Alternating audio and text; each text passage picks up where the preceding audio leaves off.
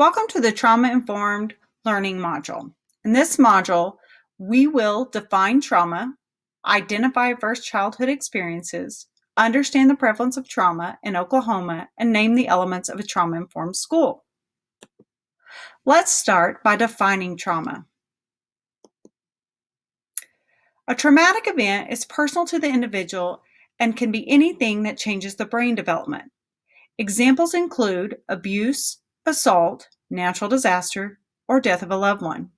It's important as we move through this module that we understand that prolonged trauma can cause toxic stress and has lasting effects on a developing brain and body. It's important when defining trauma that we view it through the lens of the whole person and whole body experience. Trauma can cause lasting adverse effects on a person's psychological, social, emotional, physical, and spiritual development and well-being. While trauma is an individual experience, in order to make lasting positive change, we must view it through a systemic lens and understand that it's truly a public health issue that affects all domains of society. Types of traumatic categories include acute trauma, which is an event that occurs one time and is usually short-lived; chronic trauma, an experience that occurs repeatedly over a long period of time; or complex trauma, which is a traumatic experience that begins in childhood development. It occurs over time, and the caregiver is the threat or is unable to protect the child from the threat. It leads to immediate and long-term adverse effects. Historical trauma is collective and cumulative negative events experienced by groups of peoples across generations. This is something specifically we must address in relation to Oklahomans. Let's now take a look at adverse childhood experiences, or otherwise referred to as ACEs.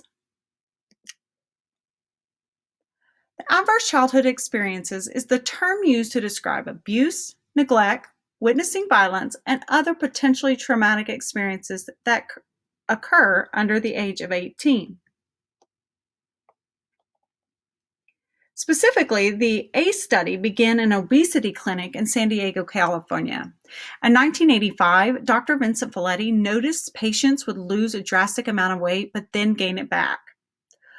While doing face-to-face interviews, a client disclosed that she had been raped and stated, "To be overweight is to be overlooked, and that's the way I needed to be."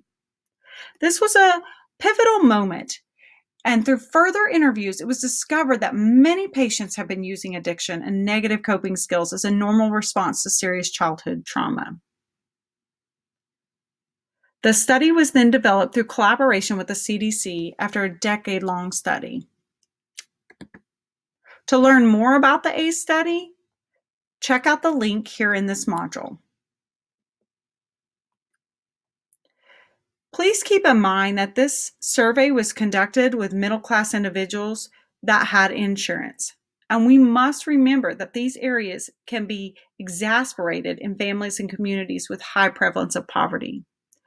The main areas in the adverse childhood experience study looked at abuse, especially the domains of physical, emotional, and sexual abuse. Looked at neglect, physical, emotional neglect, and household dysfunction, like mental illness, mother treated violently or domestic violence, divorce, incarcerated relative, or substance abuse. It is not uncommon for ACEs to be comorbid, meaning if a person has experienced one, it is exacerbated by another concern. For example, if the child lives in a home with a guardian that suffers mental illness, they might often experience emotional neglect.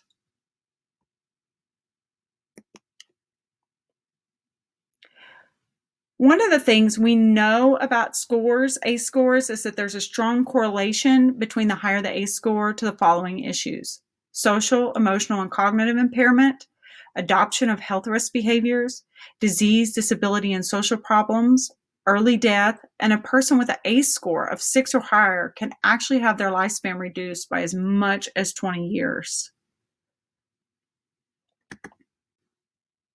Before we go any further, it's important to clarify. It is not recommended by the Oklahoma State Department of Education to administer the ACE survey to staff, students, or families Unless you are a mental health provider and it's been included in a battery of assessments where permission has been given to assess the individual. You do not need to know a child's precise ACE score to recognize trauma in their life and provide best practices. If you're inclined to do so, you can find the ACEs survey by simply searching for it online. But please do not look at this moment. The OSDE does not share the ACEs survey during our presentations, but if you choose to take the survey, please make sure you are in a safe place, as it can be a triggering experience. Now, we will look at the prevalence of trauma in Oklahoma. Oklahoma has some of the highest rates of mental health disorders in the country, and the children who live here are more likely to not receive care for those services. In fact, we are one of the bottom 4 states in having mental health services available to adolescents. We have a high incarceration rate, high divorce rate, and a high abuse rate, and we have a lack of funding and resources. Nearly 1/3 of Oklahoma's children have experienced 2 or more childhood experiences. And we must also remember that ACEs does not discriminate against gender, race, or economic status. Trauma can change the DNA. Traumatic events and stress can change the chemical makeup of a gene. So that's part of the reason we have to look at intergenerational trauma. It can be passed down through the DNA. We know that parents pass down genetic traits to the children, but life experiences that have altered the chemical makeup of genes are also being passed down.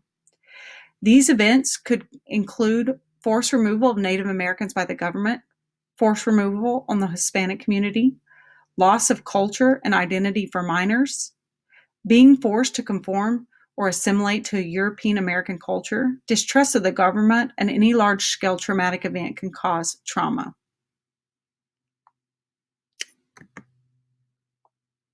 Now let's take a look at the elements of a trauma-informed school.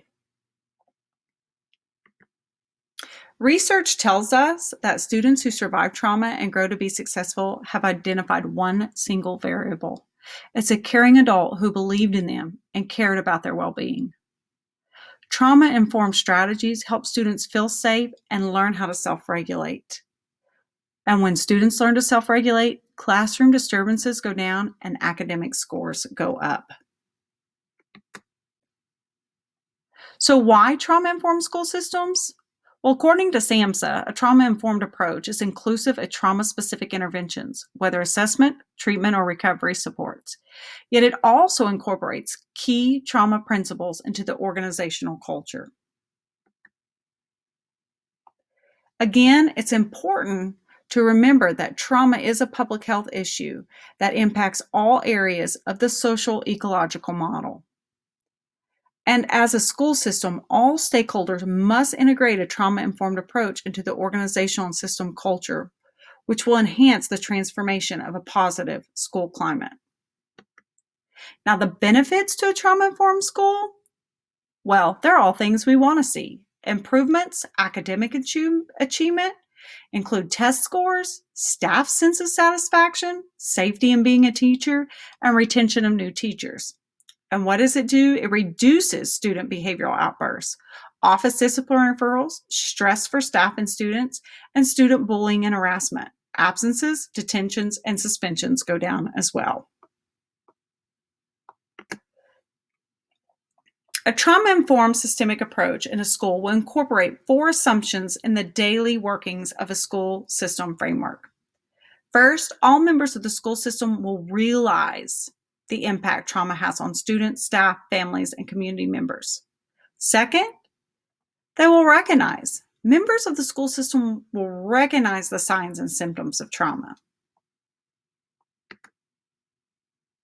Next, the members will respond by integrating principles and knowledge of a trauma-informed approach school-wide.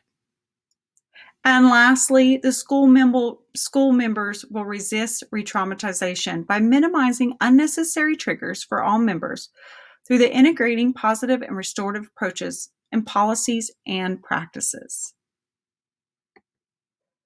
So to begin making these transformations towards trauma-informed system, members must adopt elements, which include allow the student to de-escalate and regulate before solving the issue in hand. We have to remember that problem solving cannot happen in the moment. Designate a quiet space so students can feel safe and de-escalate. It's important that we remember it's never about the current issue. It goes much deeper. Think about what is really driving the student's behavior. Listen and value the student's voice. It's important to empower them and give them voice and choice. Ask how you can help and respond with empathy. Staff and support members of the school system must remember it's a brain issue, not just a behavioral issue. Our jobs is to help the student regulate, not simply behave. We must incorporate regulatory activities into the culture of the classroom and support students in their ability to learn how to regulate. To learn more on dysregulation, review the video lessons, Recognizing Dysregulation and Strategies for Teaching Regulations further in the module. And most importantly, when transforming school climate, we must keep in mind that discipline is to teach and not to punish. Discipline should happen through the context of a relationship. Use consequences that keep students in school and foster the building of trust and safety.